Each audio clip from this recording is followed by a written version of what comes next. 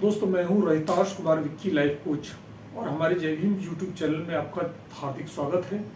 दोस्तों, कौन बनेगा करोड़पति के एक एपिसोड में अमिताभ बच्चन साहब ने एक प्रतिभागी से सवाल पूछा था कि डॉक्टर भीमराव अंबेडकर ने हिंदू धर्म के किस धर्म ग्रंथ को सरेआम आग लगाई थी, और उसमें कई धर्म ग्रंथों के नाम दिए गए थे, option A B C D.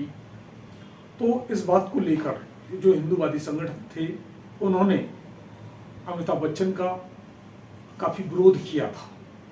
लेकिन सच बात तो ये है कि डॉक्टर अंबेडकर ने 25 दिसंबर 1927 को मनुस्मृति को सरेआम फूका था, सरेआम आग लगाई थी। अब सवाल ये उठता है कि ये जो बाबा साहब पुस्तकों के बहुत जबरदस्त प्रेमी थे, उन्होंने एक पुस्तक को, एक ग्रंथ को क्यों आग लगाई थी। तो चलिए शुरुआत करते हैं। दोस्तों, मनुस्मृति एक ऐसा ग्रंथ है जिसमें 4 वर्ण बताए गए हैं: ब्राह्मण, क्षत्रिय, वैश्य और शूद्र। जिसमें ब्राह्मण वर्ग को तो सर्वोच्च दर्जा दिया गया है और जो दलित वर्ग है उसको बिल्कुल निकृष्टतम और नीच का दर्जा दिया गया है। एक और ब्राह्मण को तो सारे अधिकार दिए गए हैं ब्राह्मण वर्ग को, और जो दलित वर्ग है उसको सारे अधिकार छीन लिए गए हैं। तो ये जो धर्म ग्रंथ है मानवता के और मानव अधिकारों के विरुद्ध है।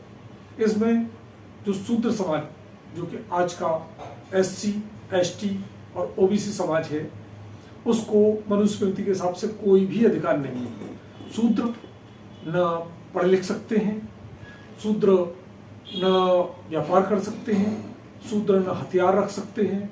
शूद्र का काम बस वही सेवा करना चारों वर्णों की और लोगों का वही बलबूत्र उठाना, वही सारी चीजें। तो मनुस्मृति एक ऐसा ग्रंथ है जो लोगों का एक माइंड सेट करता है। इसको ब्राह्मण लोगों ने अपने फायदे के लिए लिखा था, अपने एक सदा सदा के लिए गुलाम बनाए रखने का महिलाओं को, दलितों को एक षड्यंत्र है मनुस्मृति। अच्छी बातों की आड़ में दलितों और महिलाओं को बिल्कुल निकृष्टतम और नीच सिद्ध किया है। उनके सारे जो अधिकार है, मानव अधिकार, उनका हनन किया है। मनुस्मृति में ऐसे विषाक्त बीज पड़े हुए हैं जो कि इंसान और इंसान के बीच में खाई पैदा करते हैं, इंसान और इंसान के बीच में एक दीवार का काम करते हैं, और जो देश की एकता अखंडता है उसको तोड़ने का काम करते हैं, राष्ट्रीय एकता के खिलाफ बात करते हैं। तो दरअसल सभी लोगों को फलने फूलने और विकसित होने का अधिकार है, लेकिन मनुस्मृति महिलाओं को और दलितों को कोई फलने फूलने का अधिकार नहीं देती। उनको ऐसा एक माइंड सेट करती है सदा सदा के लिए गुलाम बनाए रखने का, और उनके दिमाग पर एक ढक्कन लगा देती है, एक ताला लगा देती है, और उसका रिजल्ट आज भी भुगतना पड़ता है। आज भी दलितों को कई बार आपने देखा होगा, एक घोड़ी पे चढ़ने से रोका गया, मूंछ रख ली तो उसकी पिटाई की गई या उसमें गोली मार दी गई। इस तरह की घटनाएं आज भी होती हैं। आज भी महिलाओं को पैर की जूती समझा जाता है। तो ये जो स्थितियां हैं, उस विषाक्त धर्म ग्रंथ में जो बातें हैं, उनका रिजल्ट है। तो बाबा साहब ने इस बात को समझ लिया था और उन्होंने प्रतीकात्मक रूप से जो मनुस्मृति है उसको सरेआम आग लगाई थी।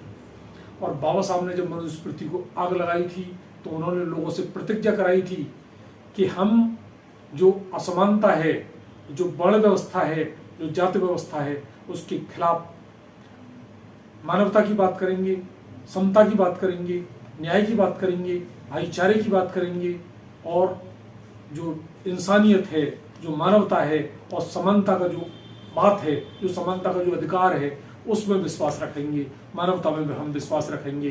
बाबा साहब ने बड़ा रिस्क लेकर, बड़ी जोखिम लेकर भी मनुस्मृति को जलाया था। तो बाबा साहब की इसके पीछे मंशा यही थी कि लोगों के दिमाग का ढक्कन खुले कि ये जो बुक है, ये जो पुस्तक है, इसमें हमारी गुलामी का पूरा षड्यंत्र, पूरा ब्लूप्रिंट, पूरा नक्शा तैयार करके रख दिया गया है, और इसका जो रिजल्ट है वो हमें आज भी भुगतना पड़ रहा है। आज भी हम लोग गरीब हैं, आज भी हम लोग दयनीय स्थिति में। तो उसके पीछे ये धर्म ग्रंथ है, इसलिए बाबा साहब मनुस्मृति में आग लगाई थी। दोस्तों, जब बाबा साहब अम्बेडकर ने मनुस्मृति में आग लगाई थी, तो कुछ नेता लोग गांधी जी के पास गए थे और गांधी जी से कहा था कि डॉक्टर अंबेडकर सरेआम मनुस्मृति को आग लगा रहा है, आप कुछ करिए ना। तो गांधी जी ने उन लोगों से कहा था, उन लीडर्स से कहा था, उन नेताओं से कहा था कि आप शांत रहिए, ये मत भूलिए कि डॉक्टर अंबेडकर एक कानूनविद है और अगर हम कोर्ट में लड़ाई हार गए तो डॉक्टर अंबेडकर हमारे सारे धर्म ग्रंथों को फूंक देगा, सारे हमारे धर्म ग्रंथों को आग लगा देगा, इसलिए आप शांत रहिए, इस मैटर को यूं ही रहने दीजिए।